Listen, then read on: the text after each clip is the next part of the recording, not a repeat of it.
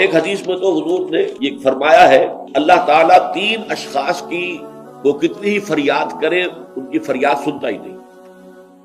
ایک ایسا شخص جو اپنی بیوی کے ہاتھوں نالا ہے، وہ کچ خلق ہے یا جو بھی ہے اس کے اندر، یہ سب ہے، روتا رہتا ہے، اس کی شکایت طلاق نہیں دیتا، تو اللہ اس کی بات نہیں سنے گا۔ جب میں نے تمہارے لیے دروازہ کھولا ہوا ہے کیوں نہیں اسے اختیار کرتا؟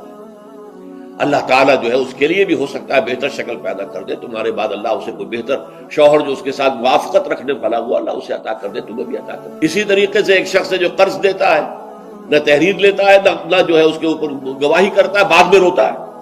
جب اللہ نے حکم دیا ہوا بھائی قرض دو تو اس کے اوپر جو ہے تم گواہی کرو، تحریر کرو۔ اللہ کا حکم اس وقت نہیں کرے، اس وقت تو محبت آڑے آ جاتی ہے۔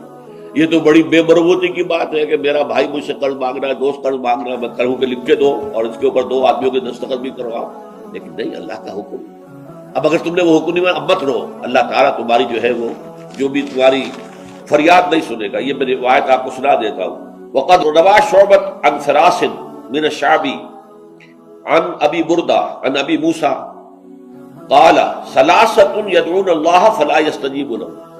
3 قسم کے لوگ وہ ہیں جو اللہ کو سے دعائیں کرتے ہیں، اللہ ان کی دعا قبول نہیں کرتا۔ رجل كانت له امرأة سيئة الخلق فلم يطلقها، ایک آدمی وہ ہے جس کی بیوی جو ہے وہ بہت ہی کج خلق ہے لیکن اسے طلاق نہیں دیتا۔ ورجل آتى ماله سفيا وقد قال الله تعالى لا تؤتوا السفهاء اموالكم، اور ایک ایسا انسان جو کہ کسی نادان ناسمجھ کے حوالے اپنا مال کر دیتا ہے، جبکہ اللہ تعالیٰ کا حکم ہے کہ ناسمجھ لوگوں کے حوالے اپنے مال نہ کرو۔